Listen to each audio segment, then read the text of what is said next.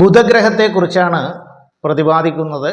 ബുധൻ ഒരു ജാതകനെ സംബന്ധിച്ചിടത്തോളം ബുദ്ധിയുടെ സൂക്ഷ്മതയുടെ ഒക്കെ പ്രതീകമായിട്ട് പ്രവർത്തിക്കുന്ന ഒരു ഗ്രഹമാണ്.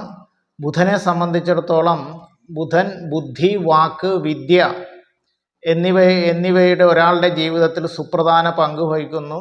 ബുധനെ സംബന്ധിച്ചിടത്തോളം മിഥുനൻ രാശി സ്വക്ഷേത്രവും, കന്നി രാശി ഉച്ചക്ഷേത്രവും, മീനൻ രാശി നീചക്ഷേത്രവുമാണ്.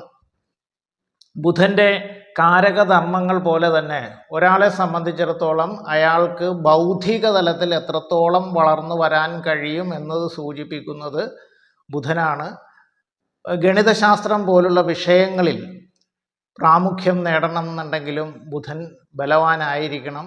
ബുധനെ കൊണ്ട് സംജാതമാകുന്ന പഞ്ചമഹാപുരുഷ യോഗങ്ങളിൽ ഒന്നാണ് ഭദ്രമഹായോഗം.